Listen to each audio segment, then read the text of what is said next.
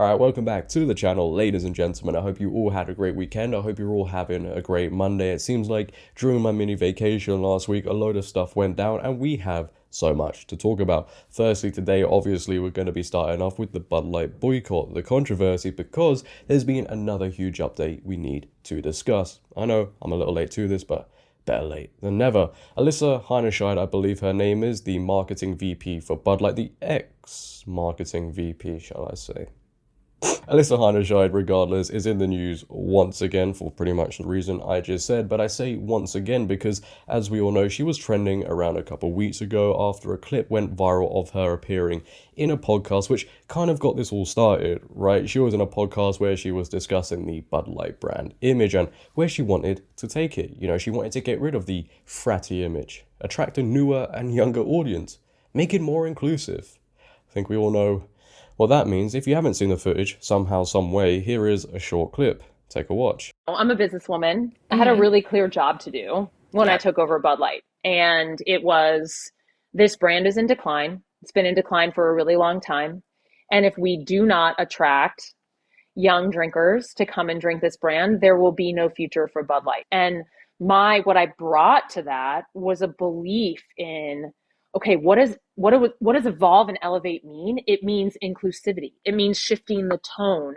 It means having a campaign that's truly inclusive and feels lighter and brighter and different and appeals to women and to men. Mm-hmm. And representation is at sort of the heart of evolution. You've got to see people who reflect you in the work. Bud Light had been kind of a brand of fratty, kind of out of touch humor, and it was really important that we had another approach. So yeah, after that emerged, everybody was pointing the finger towards her. Everybody came to the conclusion, as did I, that she was behind the Dylan Mulvaney ad campaign. She knew about it, she pushed for it, she waved the flag, she celebrated, etc, etc. Interestingly enough, a couple weeks later, we actually got an article saying that nobody within a senior level at Bud Light knew about the Dylan Mulvaney ad campaign, which, as I said in a previous video, doesn't make much sense, especially with the news we've now got, you know, because before that article came out, there was a spokesperson who came out and said, hey, look guys, we're doubling down on this decision. It was a great way to authentically connect with audiences.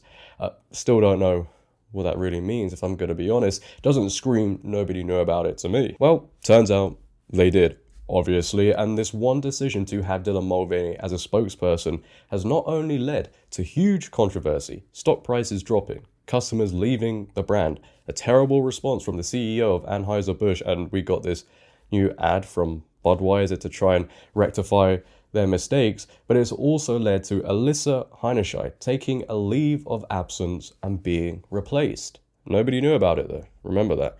Let's check out this article from the New York Post. Bud Light marketing executive behind Dylan Mulvaney partnership takes leave of absence. The Bud Light senior marketing executive behind the controversial Dylan Mulvaney ad campaign has taken a leave of absence, according to a report. Alissa Heinerscheid, vice president of marketing for the popular beer, will be replaced by Budweiser global marketing VP Todd Allen, Ad Age reported on Friday. The move comes as Bud Light and its parent company Anheuser-Busch have faced immense backlash for its partnership with Mulvaney, a transgender influencer who rose to fame chronicling their gender transition on social media. At the conclusion of Mulvaney's transition, they dubbed 365 Days of Girlhood, the beer maker sent the activists custom-made cans featuring their face, which they revealed in an April 1st Instagram post with the hashtag Bud Light Partner. A day before, however, Mulvaney announced the partnership, Heinerscheid was interviewed on the podcast Make Yourself at Home, where she discussed her work in transforming the Bud Light brand from its fratty and out-of-touch humor to a beer company that embraces inclusivity. Love that word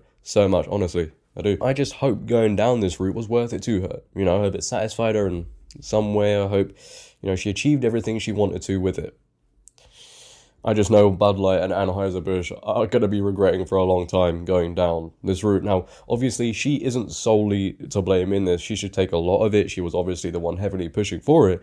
But you can't tell me there were other people at senior levels, high positions, I didn't know about it whatsoever. Even people at the low positions, right? There were plenty more other people who knew about this, so other people need to take the blame as well. A key point is, and I know people are excited about this, but she hasn't been fired, right? So she will return in some capacity at some point within the company, whether it's at a lower position, or they will try and fire her on the down low when she returns, when they think everybody's forgotten about it, which I don't see happening for a very long time. There is a large group of people who will not forget about it, and rightly so. I tell you now, right, in all my time of making videos, covering companies who have faced backlash, boycotts, I've never seen anything like this, right? I don't think anybody could have predicted this high-level boycott. We all knew, right, when we saw the sponsorship go viral, there would be controversy, there would be backlash.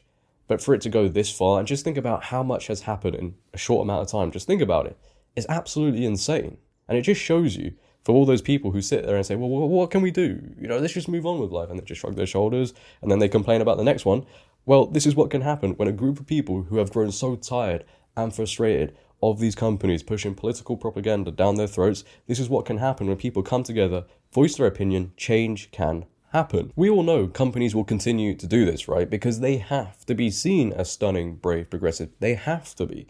And when they do so, customers who have grown tired of it, as we've been saying, must push back like they have with Bud Light. And I actually think companies going forward should be prepared for a Bud Light style boycott, especially when you slap the wrong target audience in the face, which, by the way, I don't know how Nike have gotten away with it. That's really strange to me. They literally handed a brand deal to Dylan Mulvaney for leggings, sports bras, and there hasn't been a huge level boycott. That is quite odd. And interestingly, speaking of Dylan Mulvaney, to close out this video, I don't know if you've noticed, but they haven't been active on social media for quite some time. I think it's like 20 days or something. So it's clear to see the heat from all of this controversy is getting to him. Not only the Bud Light controversy, but obviously the Nike brand deal. And women are just growing more and more frustrated with how Dylan Mulvaney is representing them. We know it's mocking, degrading. Even the women who supported Dylan Mulvaney at the very beginning are growing tired of him. I'm seeing them turn on Dylan Mulvaney. That's when you know things aren't going too well for Dylan. So what can you expect from Dylan Mulvaney in the coming days? Well,